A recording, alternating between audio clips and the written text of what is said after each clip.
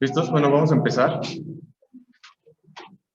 Bueno, yo soy Víctor Monjaraz, soy R4 de Medicina Interna del Hospital Médica Sur. Y el día de hoy vamos a revisar el tema de hemorragia digestiva variceal. Bueno, nos va a hacer el manejo, sobre todo en urgencias. Lo que hay que ver es que un paciente que llega con cirrosis hepática descompensada, como es al presentar una hemorragia digestiva, pues se tiene que descartar también que no tenga otro proceso que no sea asociado a un sangrado del tubo digestivo variceal. Entonces, dentro de eso, pues, también hay que considerar que pudiera ser secundaria a una úlcera péptica, a un tumor, alguna lesión de la foie, por ejemplo, entonces algo como congénito.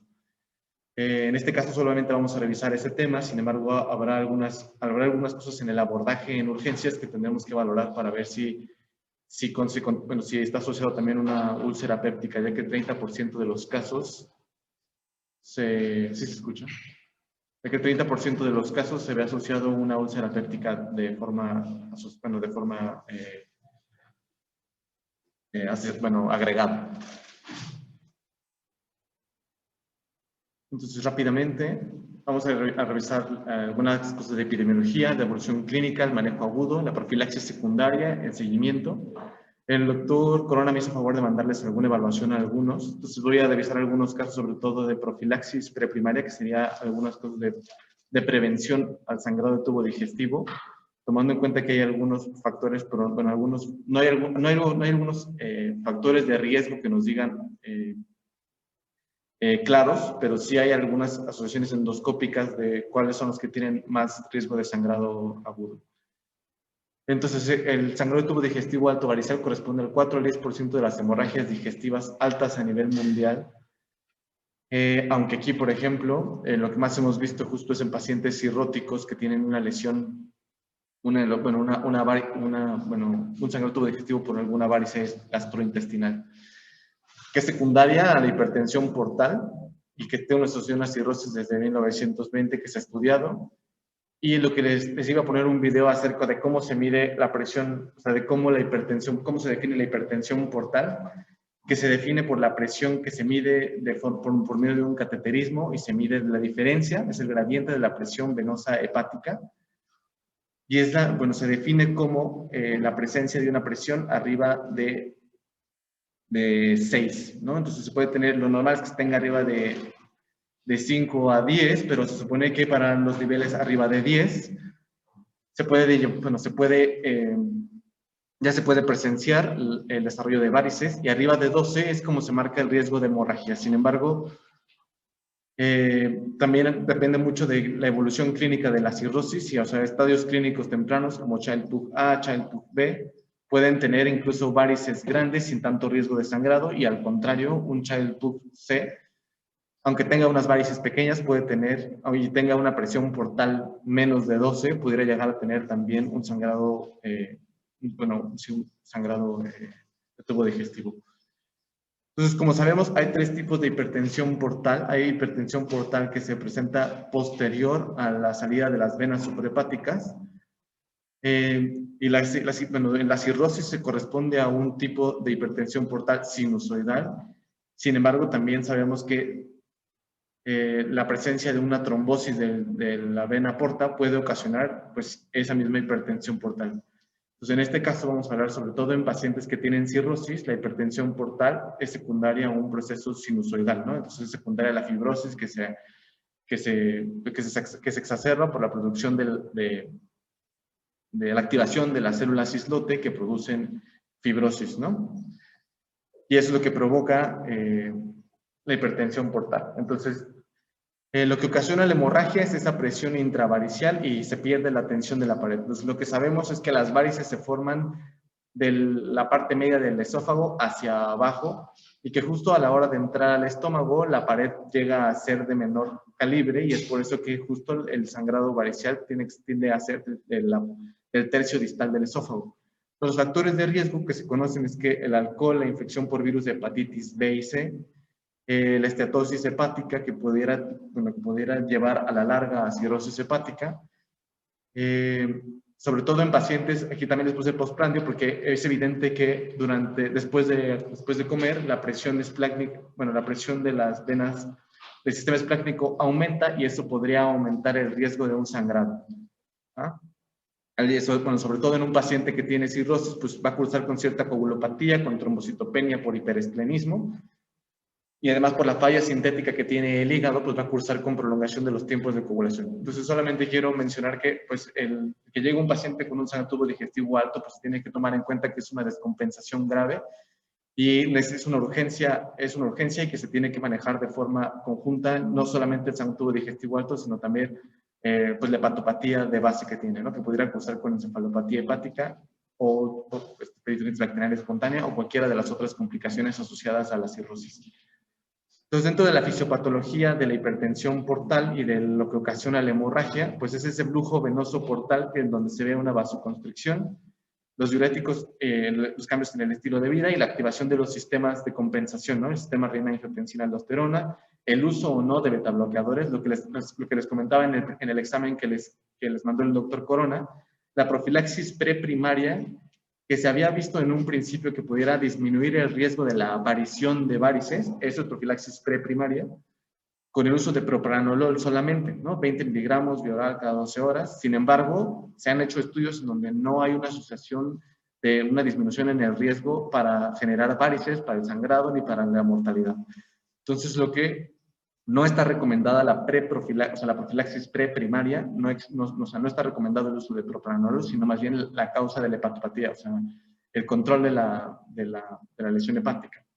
Entonces, los objetivos hemodinámicos en un paciente que ya tiene varices y que ya tiene un sangrado de tubo digestivo, ya sea entonces profilaxis primaria o profilaxis secundaria, es disminuir la presión portal a menos de 12 milímetros de mercurio o disminuirle un 20% del bastante. Como les decía, ¿no? Pacientes con un child pug más elevado se puede llegar a tener, no es una relación directa, sino que solo hay una cierta asociación de que el grado de hipertensión portal corresponda al grado de sangrado. Entonces hay pacientes que pueden llegar a tener 16 y con disminuir solamente el 20% del basal es una meta hemodinámica para los pacientes y disminuirles el riesgo de sangrado. Entonces, como les decía, evidentemente es parte de la ley de Starling, ¿no? Que es, o sea, de las fuerzas que tiene sobre la pared, y eso es lo que también ocasiona que si se aumenta la presión y la pared disminuye, pues va a tener mayor riesgo de sangrado. Entonces, lo que sabemos es que 50% de los pacientes al diagnóstico ya van a tener varices gastrointestinales. Hoy el 90% de los pacientes con cirrosis lo van a desarrollar. Aproximadamente un 30% de los pacientes desarrollarán sangrado a lo largo de su vida y 40% de los pacientes ya estarán descompensados al diagnóstico.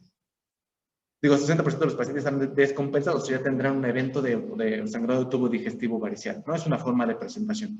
Pues como les decía, la prevalencia correlaciona con el grado de disfunción, y de esa misma forma, los pacientes con un Child Pugh A ya pueden tener un riesgo de tener de 20 a 40% de varices, o sea, presentación con varices, y un Child Pugh C, el 85% de los pacientes tiene varices al diagnóstico. En el desarrollo, como les decía, si el diagnóstico era negativo, 5% tienen un riesgo anual de desarrollarla. Si al diagnóstico ya eran positivas, el crecimiento del tamaño varicial, que ahorita les voy a decir cuántos tipos de varices hay para clasificar y cuáles son las especificaciones claras de una varice que tiene riesgo alto de sangrado y así, ¿no? Y finalmente, el riesgo de sangrado en las varices pequeñas es 5% anual y de las varices grandes es 15% de riesgo anual. Para las varices gástricas, el riesgo de sangrado puede llegar a ser mayor. Entonces, es más raro tenerlas, pero si las tiene uno, el sangrado es más aparatoso. Entonces, lo que les quería poner, así, ¿no? Cada episodio de sangrado varicial va a aumentar 30% de mortalidad, ¿no? Los sobrevivientes, entonces, tienen de un 60 a un 70% de riesgo de recurrencia en el siguiente año. Entonces, si un paciente llega a urgencias con un sangrado, tenemos que darle el manejo completo para evitar que vuelva a sangrar, ¿no? Ya que sabemos que el 70% va a regresar durante el año por el mismo evento. Pues la mortalidad va a ir cambiando conforme va pasando el tiempo y por eso sabemos que el ayuno tiene que ser restringido por 72 horas, ya que a pesar del tratamiento endoscópico. Entonces, en la primera semana de hospitalización, hasta el 30% puede llegar a sangrar, a resangrar, y hasta la sexta semana del 8 al 20%. Entonces, como les puse, ¿no? El riesgo de resangrado en los primeros 5 días es del 40% y sin endoscopía es hasta el 70%. Entonces, aquí les puse en la clasificación del tamaño de las varices. Una varice de grado F1 es una varice que solamente obstruye, que no obstruye, o sea, es una varice recta. Una F2 es una varice que ocupa un tercio del lumen del esófago, y una varice F3, que son las de gran tamaño, es una varice que ocupa más de un tercio de la luz de la luz del esófago. Y esto que relaciona con qué grado, o sea, cuánto riesgo tiene de sangrar. También la localización de las varices, como les decía, es un riesgo, o sea, tiene cierto riesgo de sangrado. Como les decía, las varices que son gástricas tienen más riesgo de sangrado y los sangrados son más aparatosos. Sin embargo, se presentan en menos circunstancias. Entonces, las esofágicas son las más frecuentes y constamos de 4 paquetes, ¿no? Y hay varios grados de formación de varices. Las gástricas corresponden al 20% de los pacientes que tienen hipertensión portal, de las cuales 10% sangran, ¿no? Pero cuando sangran, tienen un sangrado intenso, ¿no? Con un riesgo de resangrado bajo. Y entonces aquí les puse distintos, de acuerdo a la localización, cómo se les llama, ¿no? Desde GOV1, GOV2, SGB1 y SGB2, de acuerdo en dónde se localicen. Y hay unas ectópicas que se localizan a nivel de la primera porción del duodeno, o también se pueden encontrar a nivel perisinusoidal, o en estomas de duodeno, yeyuno, ileón, ¿no? Evidentemente el tratamiento es distinto. Entonces, ahorita de primera instancia, quisiera comentarles que el manejo de un sangrado tubo digestivo por una varice esofágica es doble. Tiene que ser ligado a profilaxis secundaria con ligadura, escleroterapia, y además un tratamiento médico con propranolol, ¿no? Tomando en cuenta sus bemoles de dejar un beta bloqueador asociado. Y unas úlceras gástricas de primera entrada se tratan con escleroterapia. Pues como les decía, el desarrollo de la hipertensión portal provoca distintos aumento en los plexos, tanto hemorroidales, les puede dar también un sangrado de tubo digestivo bajo asociado. Entonces, también hay que tomar en cuenta que la presencia de melena y diferenciarla muy bien ese sangrado del tubo digestivo alto y bajo. Las varices gástricas y las varices ectópicas. Pues lo que les decía, ¿no? Probablemente ustedes pensarán que el sangrado de tubo digestivo por una úlcera gástrica, a pesar de que aquí les pone el porcentaje de los pacientes que la desarrollan, el sangrado que tiene, que es lo que está marcado en azul, pues llega a ser mayor, ¿no? Entonces, es más frecuente las varices que son Es más frecuente las varices que son esofágicas, pero bueno, ¿cuántos sangran? Pues, o sea, en porcentaje son menos y al contrario, una varice esofágica, una varice gástrica, sangra más, aunque en porcentaje, pues tiende a ser menos. Entonces, en la epidemiología en México sabemos que como les decía, un tercio de los pacientes que llegan con un sangrado tubo digestivo alto pueden tener asociado también una úlcera péptica asociada. Entonces, también hay una incidencia, bueno, en México, sobre todo el sangrado tubo digestivo alto, en este estudio marcan que puede ser secundario en hepatitis viral, al consumo de alcohol y a una infección por Helicobacter pylori. Entonces, la mortalidad secundaria, la hemorragia de tubo digestivo alto en México de forma general, pues varía de acuerdo al lugar, de 8.5 a 63%, ¿no? Entonces, es muy grande la mortalidad. Y 2 tercios de los pacientes tienen una historia previa de sangrado previo. Entonces, como justo les decía, ¿no? O sea, después de un sangrado, uno tiene un riesgo de desarrollar un resangrado hasta un 60-70% en un año. En este estudio que se hizo en México, es un estudio descriptivo, transversal y retrospectivo, lo que significa que solo se hizo en un solo momento y se vieron 83 pacientes, de los cuales 44 eran hombres, más o menos era la misma población entre hombres y mujeres. Y la población en la que vieron, 42% de los pacientes tienen un sangrado tubo digestivo varicial, ¿no? Entonces, y solamente el 14 pacientes no fue posible la endoscopia. Entonces, justo, ¿no? Aquí les puse en situación, es varicial, luego ulceroso, trauma esofágico, trauma esofágico yo creo que incluirían a Mallory Weiss, y segundos a neoplasias, ¿no? O sea, alguna neoplasia gástrica o esofágica. 66% tiene endoscopía dentro de las 24 horas en México, aunque este estudio estuvo hecho en 2017, y depende también, pues, en dónde se hizo el estudio, ¿no? Aunque esta epidemiología también la reportan en la CENETEC, en las guías de práctica clínica. Entonces, 70% tenía cirrosis documentada, y el uso de antibióticos profilácticos. Lo que sabemos que también fue alguna de las preguntas que les puse y que justo quiero que se lleven, es que todo paciente que llega con un sangrado tubo digestivo varicial debe de llevar una profilaxis antibiótica por lo menos 7 días. Lo que sabemos en México es que también se tiene que tomar en cuenta, de acuerdo al lugar en donde se pone el antibiótico, que hay cierta resistencia a fluoroquinolonas. Entonces, el primer manejo que iniciaríamos sería con una cefalosporina, en este caso de tercera generación, ¿no? Entonces, por eso deja ceftriaxona, 1 gramo, y B cada 24 horas, ¿no? Y es una profilaxis porque se deja por 7 días. Entonces, aquí en este estudio solamente reportaron que el 27% ocuparon profilaxis antibiótica y solamente el 44% de los casos ocupó un vasoactivo. Entonces, también otra cosa con la que quiero que se vayan es que todo paciente que llega con un sangrado tubo digestivo varicial debe de llevar profilaxis antibiótica y profilaxis con un vaso, bueno, no profilaxis, sino tratamiento con un vasoactivo. Que ahorita les veremos cuáles son los que se tiene que llevar. Y solamente un por ciento de los pacientes referidos llevó a TIPS, ¿no? Que es un manejo paliativo para pacientes con estadios clínicos avanzados y que fallan o que tienen una falla al tratamiento con endoscopía, ¿no? Y como les decía, el resangrado es 60% durante el primer año. Entonces, dentro de la evaluación clínica, evidentemente que tenemos que sospechar en un paciente que ya tiene diagnóstico de cirrosis. Entonces, todo paciente que ya, que se le diagnostica cirrosis, debe de ir a endoscopía sí o sí. Desde un principio tenemos que ver si ya tiene o no tiene varices, en qué estadio clínico de la enfermedad tiene y qué Child-Pugh tiene y qué MEL tiene para verlo también, si se puede hacer protocolo para trasplante de hepático.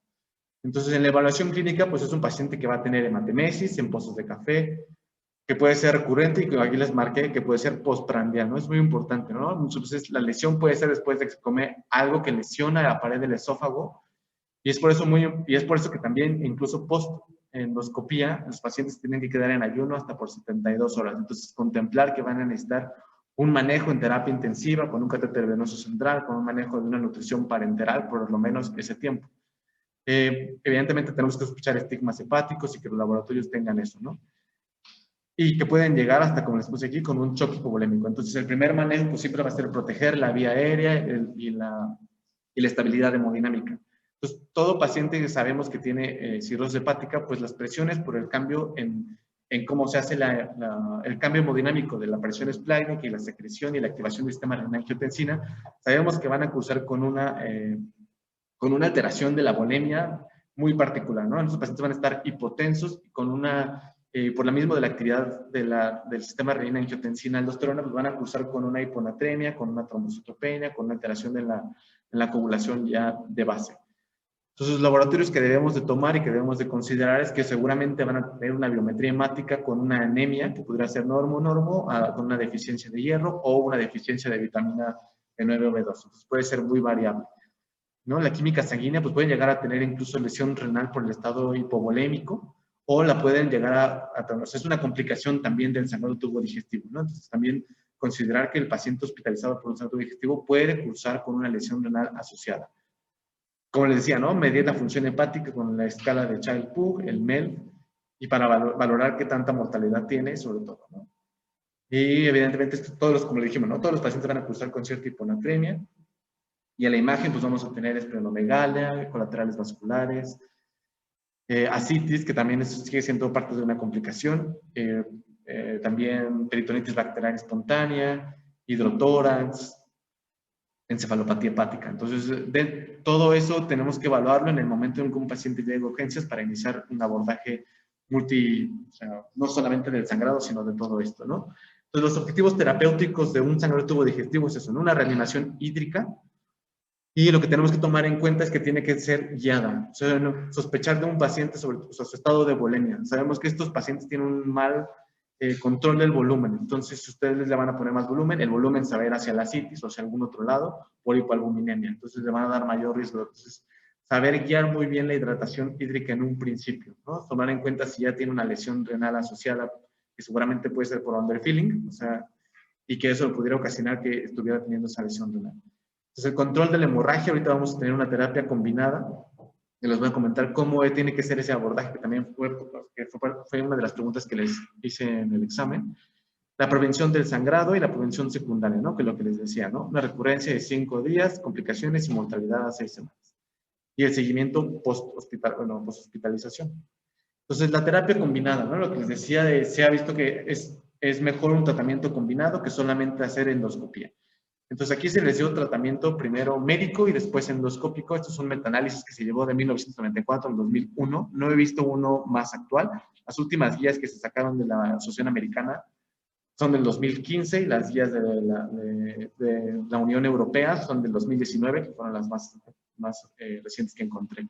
Entonces, en este estudio, fue un estudio que hicieron para mejor control inicial y donde vieron que no disminuía la mortalidad significativamente, y entonces lo que se quedó es que los efectos adversos son similares en ambos grupos. Entonces, la conclusión es, los vasoactivos mejoran la eficacia del tratamiento endoscópico para el control inicial hemostático, pero no la mortalidad.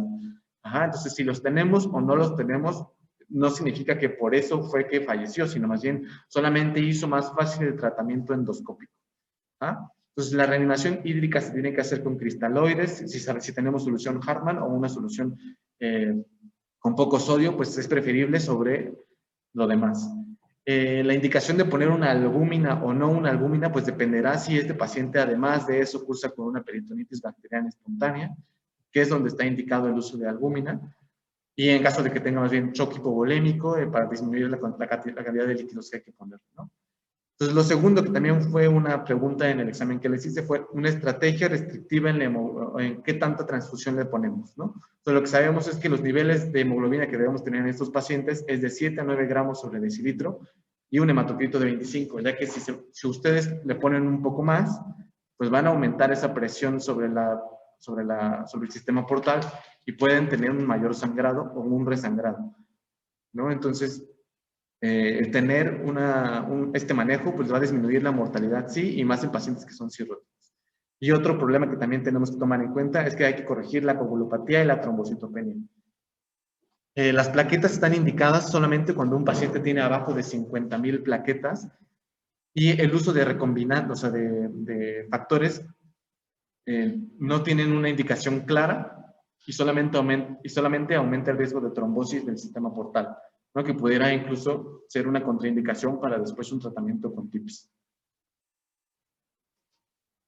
Entonces, en estrategia restrictiva versus liberal, ¿qué tanto nos vamos a ir con las transfusiones sanguíneas? Entonces, aquí les puse, es un estudio que se hizo en Reino Unido, en donde los requerimientos de transfusión sanguíneas fueron menores y no hay diferencia en la mortalidad si le ponemos menos. Entonces, no tenemos que hipertransfundir a un paciente que ya con un síntoma digestivo.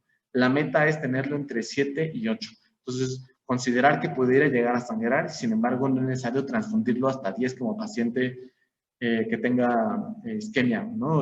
Considerar también si un paciente tiene isquemia miocárdica o demás, pues igual y llevarlo un poco más, pero no llevarlo a una meta así, tan alta, ¿no? Entonces, considerar que estos pacientes van a tener un riesgo de hemorragia varicial secundaria si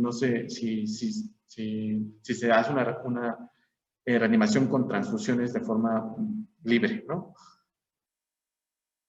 Entonces, en este estudio lo que se vio es que pues, que se debe de tener cierto cuidado en cómo se debe de transfundir a un paciente. Entonces, considerar la terapia endoscópica, una hemorragia activa masiva y los requerimientos, las comorbilidades, y en los pacientes isquémicos que son una parte importante, ¿no? Un 20.9% de los pacientes que tienen cirrosis son isquémicos, entonces igual y considerar hasta 9 gramos sobre decilitro, pero no más. Entonces, la profilaxis antipicroína, que es uno de los puntos que les pregunté, el dejarlo disminuye la infección bacteriana, la mortalidad y el riesgo de resangrado. Entonces, yo creo que se llegan esas tres cosas, ¿no? Que disminuye una infección intrahospitalaria, el resangrado y la mortalidad. La cobertura es gram negativos, ya que esos son los primeros con lo que se infectan los pacientes en una peritonitis bacteriana espontánea y enterobacterias, ¿no? Entonces, la cobertura es con ceftriaxona, 1 gramo IV cada 24 horas por 7 días. Los esquemas secundarios o segunda línea de tratamiento, pues aquí se los puse, ¿no? Norfloxacino, 400 miligramos, ciprofloxacino, ¿no? O sea, para pacientes que ya los queremos egresar porque ya tuvieron el tratamiento endoscópico y se quitaron, dejó de sangrar y demás.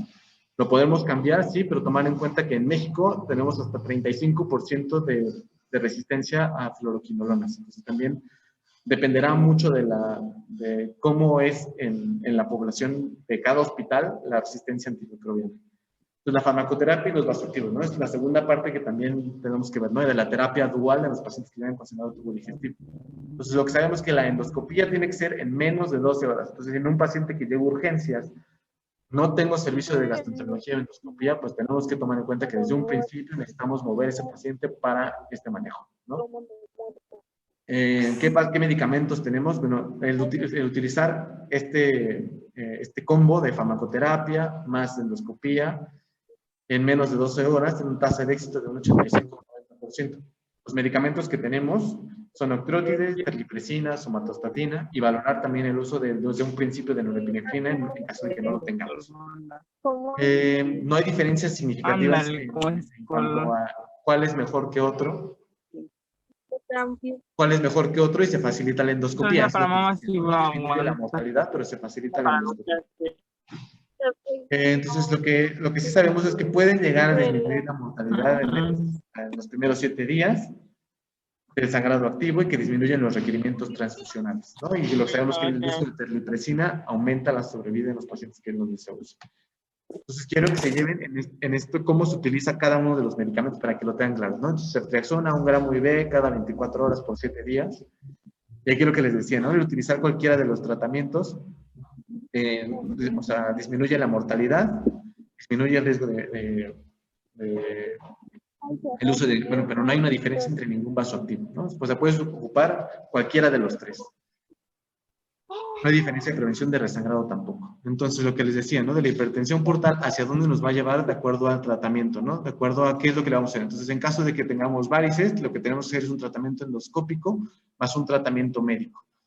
¿No? Tomar en cuenta que pudiéramos llegar a, si aumenta la resistencia, pues también considerar un tratamiento paliativo con TIPS y también una prevención secundaria con carvedilol, propranolol o algún beta-bloqueador. Y tomar en cuenta que algunos otros medicamentos pudieran aumentar la presión técnica y provocar otro sangrado y que la hipotensión puede llevar a ocasionar también presión renal asociada durante la hospitalización. Y luego, ¿cuánto tiempo se dejan estos medicamentos? Bueno, les voy a ir platicando los primeros. La vasopresina, que es un medicamento que se usa desde hace más de 25 años. Es un medicamento que sabemos que disminuye el flujo portal colateral y disminuye la presión intravaricial y la tensión de la pared. Sus limitantes es que pudiera llegar a ocasionar isquemia miocárdica, intestinal, bradiarritmias, hipertensión, oliguria y hiponatremia. Entonces, la dosis en la que se deja, pues es esta, aunque en realidad pues, se ha dejado de usar por otros mejores, ¿no? Como es la terlipresina. Entonces, la terlipresina es un análogo sintético y lo bueno de este medicamento es que no necesita estar en una terapia intensiva. Puede estar, como es una dosis que no está en infusión continua, se puede dejar, se deja con un horario, entonces se puede dejar sin un efecto, bueno, sin requerir una terapia intensiva. Entonces, también quiero que se lleven este esquema que se deja por 5 días y se deja en las primeras 48 horas 2 miligramos IV cada 4 horas y de la hora 49 hasta los 5 días se deja 1 miligramo IV cada 4 horas. Este es un tratamiento de primera línea, excepto para pacientes que presentan una cardiopatía isquémica, enfermedad arterial periférica, ¿no? Y la eficacia dentro de las 48 horas, como les decía, el combinarlo con un tratamiento endoscópico los lleva a parar el sangrado hasta un 80% de las veces. Y este medicamento, que también se utiliza en un paciente que tiene o que se sospecha de una lesión renal asociada a una hepatopatía, es que previene la lesión renal, ¿no? Los otros medicamentos que también les quiero poner es los análogos de somatostatina, como son el octreotide, el nadotride. Entonces aquí les voy a poner que nada más llévense la dosis del octreotide, que son 50 microgramos IV en bolo, y llévense que no hay una diferencia entre uno y otro. Con el que ustedes se acoplen a trabajar, con eso está bien, ¿no? Entonces, llévense que hay una profilaxis antibiótica y el uso de un vasopresor. Entonces, el uso de octreotide, 50 microgramos en bolo, y se pone 50 microgramos cada hora. Igual, por 5 días, y igual tiene una eficacia hasta del 80% para parar el sangrado. La endoscopía, como les decía, en las primeras 12 horas y tiene que ser confirmatorio. Entonces, como les decía, desde un principio que llega un paciente a urgencias, se debe de cubrir también un sangrado que sea secundario por el uso de AINES o por la infección por Helicobacter pylori, o sea, una úlcera péptica. Entonces, se tiene que iniciar cobertura con un bloqueador, o sea, un IBP, o sea, un omeprazol, en dosis altas, o sea, para bloquear también el pH gástrico. Y en el momento en el que se tenga confirmación de una úlcera péptica, se suspende el omeprazol, ¿no? Entonces se hace una ligadura en primera línea, se puede hacer hemostasia con efectos adversos de provocar una úlcera, estenosis, que se perfore. Entonces también tomar en cuenta que eso, pero el utilizarlo va a disminuir la mortalidad, el riesgo de resangrado y la presión basal, ¿no? Y segundo, la escleroterapia, que va a mantener igual la presión de la presión venosa portal, pero va a tener un riesgo mayor de resangrado. Entonces, en este estudio del Annals de Internal Medicine, se hizo un estudio para ver qué es mejor, si la ligadura endoscópica versus la escleroterapia para tratamiento de las varices esofágicas. Entonces, como les decía, ¿es mejor el tratamiento con ligadura? Sí, ¿no? Y solamente se deje tratamiento de escleroterapia para las varices gástricas. Que esas cosas en realidad ya no nos tocan, sino más bien ya no solamente es como para que lo tengamos en cuenta. Entonces, un hallazgo confirmatorio de un sangrado activo es un signo de sangrado reciente, que son estigmas de alto de riesgo alto, ¿no? Como son las telangiectasias, esta lesión en trombo con plaqueta de fibrina, que significa que acaba de sangrar, y los hallazgos de hemorragia del estómago no es atribuible, que no sea atribuible a otra causa, o sea, que no sea secundario a una úlcera péptica o alguna otra cosa, o una neoplasia. El 20% de los pacientes falla a la primera línea y entonces en estos pacientes van a necesitar una segunda revisión en algún momento, en una semana o en 3 días. Secundariamente, si las varices no se esclerosan, pero si no se ligan todas, tienen que hacer pues distintos tratamientos hasta que requiera una terapia puente a TIPS. Pero como sabemos, en México solamente un porcentaje muy bajo pasa a este tratamiento paliativo. Entonces, lo que les decía desde un principio, el red wale es una lesión que se tiene con una pared delgada que se encuentra en el tercio inferior del esófago y que es un estigma de riesgo alto para sangrado. Entonces, eso asociado a un child pug alto es lo que nos puede dar también un riesgo una probabilidad de que una varice sangre, ¿no? Entonces, aquí les puse una tabla en donde en este estudio pueden ver qué porcentaje anual tienen de riesgo de sangrado, de acuerdo a qué clasificación de child pug y a cuántas lesiones tiene de estas características, ¿no? Siendo el más alto un paciente que tiene child pug y que tiene más de 3 lesiones de un 76% al año. Y lo mismo, ¿no? La clasificación. Entonces, lo que va a dar un riesgo más bien de que sangre es el tamaño de las varices, qué child pug tiene y qué estigmas tiene de sangrado de alto riesgo, ¿no? Entonces, la terapia puente, este es un tratamiento que podríamos decir es heroico y muchas veces necesitamos que tengamos una protección de la vía aérea previa. Entonces, normalmente vamos a necesitar primero, es un paciente que necesitamos que se intube en un momento y que si se logra tiene un 40-80% de hemostasia y que no se puede dejar por más de 24 horas, ¿no? Es un tratamiento solamente puente. La sonda que pudiéramos llegar a ocupar, la sonda Sexton Blackmore, y un stent metálico que de todos modos necesita una colocación endoscópica. Otras sondas que también encontré que se pueden llegar a poner son estas 3 y de acuerdo también a dónde está el sangrado o dónde está la sospecha de sangrado. Y finalmente el tratamiento de TIPS que se ocupa es una comunicación que se hace para saltarse la circulación hepática y liberar un poco así la presión. Entonces es un shunt que se hace de la vena del sistema porta hacia las venas suprahepáticas y con eso pues se disminuye la hipertensión portal y con eso pues se disminuye el riesgo de sangrado en estos pacientes y el resangrado. Está indicado en los pacientes que tienen falla terapéutica a las 72 horas, en pacientes que tengan un grupo alto de riesgo o es un tip de rescate, ¿no? O sea, como dijimos, ¿no? La mortalidad es alta y pues como les decía, solamente un porcentaje de los pacientes llegan a esto. Sobre todo está indicado en pacientes de alto riesgo, con child pug C, child pug B, con falla endoscópica o con... Esto y sobre todo que ya utilizaron terapia doble. Y pues aquí como vemos, el fracaso del tratamiento puede ir al 3 hasta el 50%, entonces mucho dependerá del lugar donde se haga, aunque aquí en México en realidad no se hace con tanta. Pues las complicaciones asociadas, que también fue una pregunta del examen que les hice, es que el 50% de los pacientes va a desarrollar encefalopatía hepática avanzada o la va a exacerbar una falla cardíaca porque es claro que le va a llegar más volumen al ventrículo derecho y que va a ocasionar, si ya de por sí ya era isquémico, pues el manejo del volumen en estos pacientes puede llegar a ser más complicado. O que se estenose el stent, ¿no?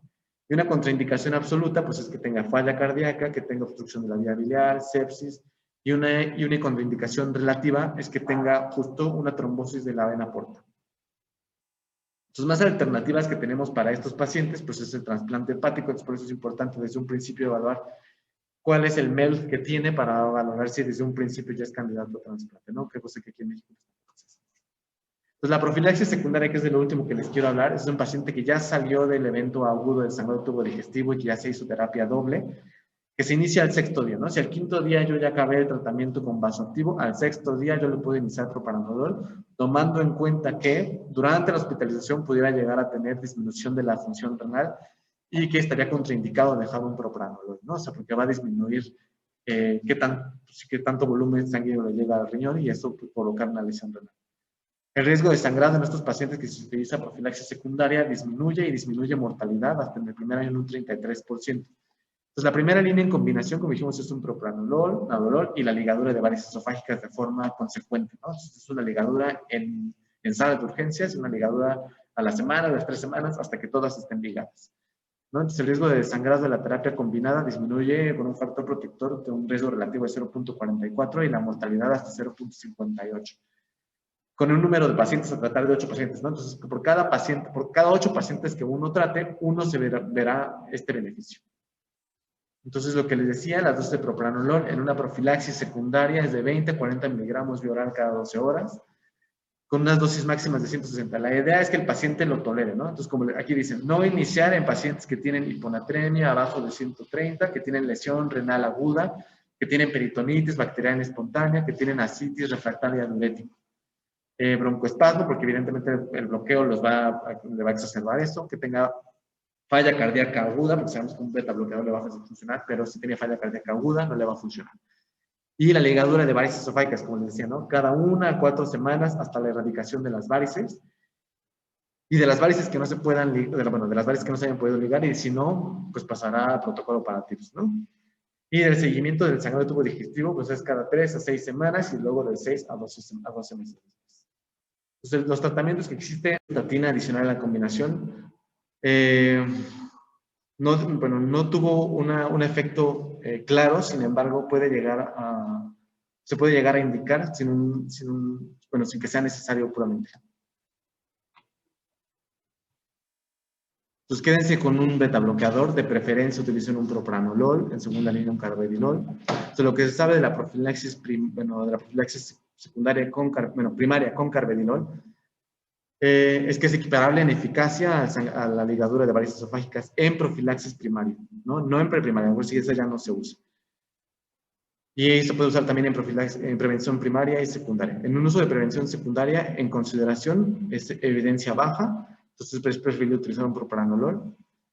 Y tiene ahorita una evidencia de baja calidad, entonces pueden utilizar mejor un propranolol. Entonces, ¿cuándo suspender el beta bloqueador? Y como hay distintas como criterios, hay distintas guías, ¿no? Entonces, aquí otra vez, cuando tenga hiponatremia abajo de 130, cuando tenga datos de síndrome hepatorrenal, cuando la tensión arterial sistólica baje abajo de 90, ascitis refractaria o una lesión renal aguda que ustedes identifiquen. O datos de PBE, ¿no? O una hepatopatía terminal, ¿no? También, porque solamente va a aumentar la mortalidad por aumento en el gasto cardíaco. Entonces, después de cada evento, como decíamos, es suspender los factores de progresión para más hepatopatía, ¿no? Entonces, prevención de nuevos insultos, el control metabólico, el quitar el alcohol, la ligadura de varices esofágicas en 1 a 2 semanas posterior al egreso, repetir cada 2 a 4 semanas, iniciar el betabloqueador lo más pronto posible, evaluar pretransplante con un MEL score arriba de 14, y pues nada más, ¿no? Y la consideración de hacerle TIPS en pacientes que sean posibles de acceso. Y como les decía, ¿no? Las varices esofágicas, el manejo inicial es igual, reanimación, farmacoterapia, terapia endoscópica, y se hace una inyección con cianocrilato, ¿no? Y el paciente es igual con TIPS, y la hemorragia masiva, pues igual aquí la sonda que está recomendada, la sonda Levington-Actas. Entonces aquí les quise poner híjole, no se ve, pero quien lo esté viendo, es un abordaje que se hace en UpToDate para que vean cómo es el abordaje inicial, que es la estabilización hemodinámica, la transfusión de paquetes globulares de forma restrictiva, iniciando la transfusión arriba de 7 con un límite hasta 9 gramos sobre decilitro, el iniciar el antibiótico de forma profiláctica y el utilizar el vasoactivo. En el momento en el que se identifica, bueno, que se pasa endoscopía en las primeras 12 horas, se suspende el IVP y se identifica que tiene una varice, bueno, y un sangrado varicial, entonces ligarla, si no se liga o tiene falla de tratamiento, pasarlo a TIPS. Si tiene todavía varices a pesar de eso, pues hay que hacer una nueva endoscopía y continuar con el vasoactivo. Y si ya se paró el sangrado, continuar con el vasoactivo por 3 a 5 días y posteriormente iniciar la prevención secundaria, ¿no? Con el beta bloqueador. Igual este es otro de las guías de manejo de la Unión Europea y es más o menos lo mismo, y aquí es nada más que en el intermedio utilizan el balón, pero fuera de eso el manejo es exactamente lo mismo. La utilización de un IVP que se descontinúa en el momento en el que se confirma que el sangrado tubo digestivo es varicial. Aquí les pone, ¿no? Pacientes con un Child-Pugh A, Child-Pugh B, se utilizan los vasoconstrictores, el antibiótico, por 7 días máximo, ¿no? Como siempre, quédense con esa idea. Y que se continúe el tratamiento, ¿no? Y el inicio del beta bloqueador. Y ya, de la profilaxis secundaria hay poca evidencia de las inyecciones de isoniacrilato, entonces solamente se queda con el beta bloqueador, ¿sale? Y entonces nomás me quería quedar, no es un paciente que llega a urgencia, las indicaciones que tenemos que tomar en cuenta pues son estas, ¿no? Eso es lo que ustedes tienen que ver en las indicaciones de urgencias. En ayuno, monitorización continua, si es necesario poner un catéter venoso central o intubar o así para ponerle un balón, pues tomarlo en cuenta, ¿no? Todos los pacientes deben ganar oxígeno porque pueden llegar a tener, o sea, siempre van a tener cierto grado de pues, alteración o sea, hipoxemia.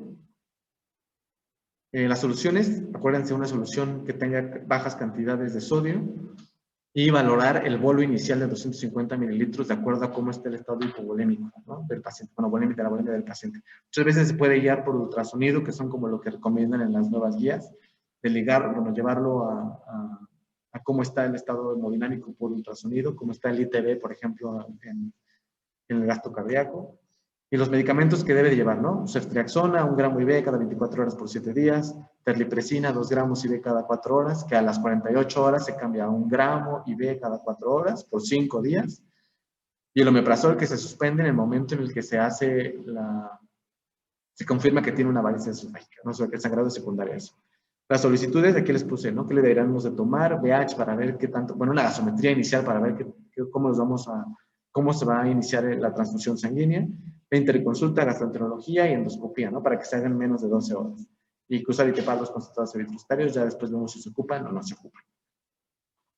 En pacientes, las comorbilidades, ¿no? O sea, no solamente les va a llegar un paciente así con el sangrado tubo digestivo, sino pues ya si sabemos que tiene estigmas, pues ¿qué le agregaríamos en un paciente que tiene encefalopatía hepática, esquema lactulosa, 15 mililitros vía oral o por sonda nasogástrica cada 8 horas, que se titula de acuerdo a cuántas evacuaciones tiene al día un paciente, que se debe tener entre 3 y 5 evacuaciones, ¿no? Entonces, ¿pueden ser más mililitros cada 8 horas? Sí. No hay una dosis tope, depende del número de evacuaciones. La rifaximina para disminuir la cantidad de evacuaciones, digo, de bacterias que tiene un paciente y la cantidad de amonio que pueden llegar a secretar. Y de los laboratorios, pues medir un amonio sérico para ver si es secundario a esto o hay que buscar alguna otra cosa. En un paciente que llega con, además de un sangrado digestivo, llega con una asitis y con dolor abdominal y fiebre, así, pues igual, ¿no? Peritonitis bacteriana espontánea. Y aquí cambiaría el tratamiento antibiótico. Ya no sería un tratamiento profiláctico, sino un tratamiento, ¿no? Una ceftriaxona, 1 gramo IV cada 12 horas. Esto es un esquema básico, metronidazol 500 miligramos IV cada 8, y aquí sí se pone albúmina. La indicación de poner albúmina en estos pacientes es porque previene la lesión renal asociada a esto. Entonces, la albúmina se pone en esta dosis, 1.5 gramos por kilogramo en el día 1, y en el día 3 se pone 1 gramo por kilogramo al día. Solamente, no necesitamos más albúmina, ¿no? Más los laboratorios de la punción que se haga para diagnosticar la peritonitis bacteriana espontánea, que sería citológico, citoquímico, cultivo.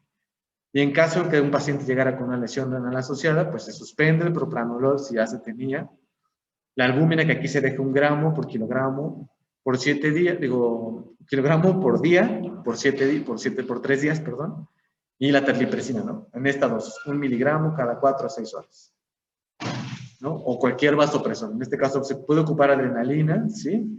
Pero necesitaría una pues una vigilancia en terapia intensiva, terapia intermedia, ¿no? O sea, lo bueno de ocupar terlipresina es que es un medicamento que se puede dejar en un piso normal.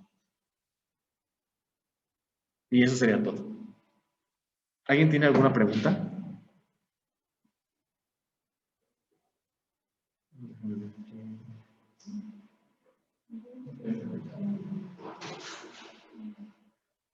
¿Aquí hay alguien que tenga alguna pregunta? ¿No? ¿Preguntas? ¿No? ¿Les quedó claro? Entonces, profilaxis antibiótica, uso de vasopresor y endoscopía menos de 12 horas. Se inicia la dieta a las 72 horas. La profilaxis preprimaria no sirve. La profilaxis primaria es con propranolol o con ligadura, digo con propranolol solamente, y la profilaxis secundaria es doble, ligadura y el uso de betabloqueador. Se suspende en el momento en el que tenga hiponatremia abajo de 130, se choque, tenga lesión renal, peritonitis bacteriana espontánea, falla cardíaca o un estadio avanzado de la cirrosis. Listo. Bueno, pues muchísimas gracias.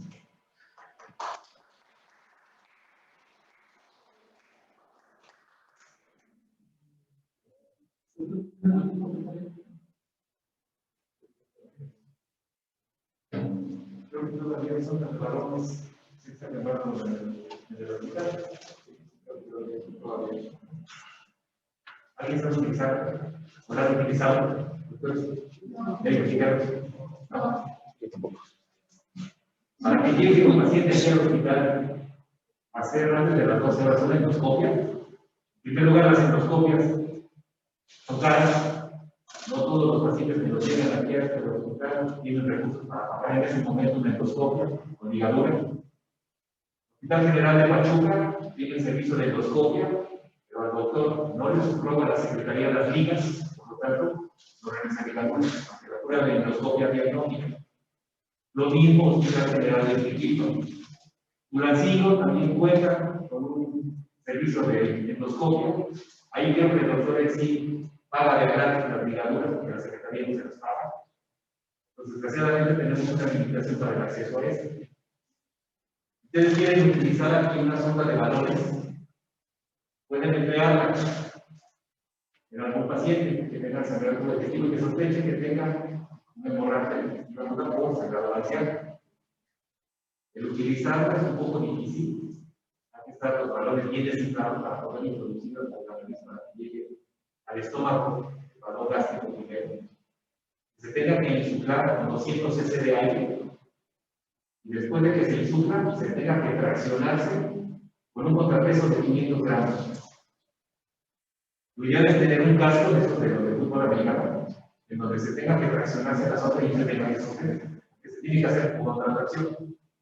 Se introduce la sonda, se insufla el balón a 200 cc de aire y se tracciona. Entonces, esa tracción hace que el balón al momento de que esté en la unión estómago gástrico comprima las varices y con esto evite el sangrado. ¿Cuánto tiempo tiene que estar así con esa tracción? 4 horas. Después de las 4 horas se tiene que desinsuflar, destraccionar y ver que efectivamente no haya sangrado. Si otra vez hay sangrado, ni modo, otra vez insuflar en 4 horas. Si ya pasaron las siguientes 4 horas, se puede nada más destraccionar y hasta ahí nada más. No lo desinflen, nada más se destracciona. Se le tiene que dar a beber al paciente algo para que despegue el balón contra la mucosa, porque si se despega, vuelve a sangrar. Entonces tiene que estar administrando cigarrillos a la orina, 20 cc. ¿Cuánto tiempo? 24 horas se está tomando el gel para que despegue el balón de la mucosa y no deje de sangrar. Pero si a pesar del balón traccionado sigue sangrando, se tiene que insuflar el balón esofágico. ¿A cuánto? Hasta que lleguemos nada más a 20 milímetros de mercurio. Hasta ahí. 20 milímetros, hasta ahí nada más, y se sigue traccionando. Los riesgos es que el balón esofágico, al tener una presión contra el esófago, puede comprimir mucho, causar efectos efectivamente cardiovasculares. O segundo, el balón esofágico, por la compliance, se suba, y el balón esofágico comprima tráquea, que el paciente lo puede ahogar.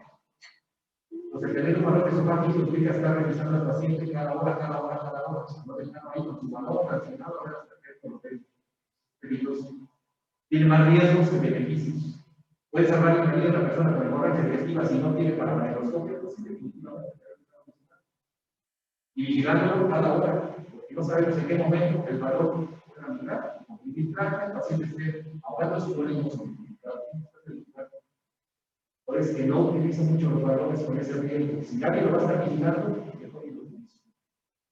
Se puede morir por una compresión de la línea, y no de una hemorragia. Ojalá la Secretaría, que es lo que yo siempre creo con el director, con el director de hospitales, que les autoricen a los médicos que hacen endoscopio, les paguen a migabión para que se puedan hacerse de forma más asequible. Pero es un problema político.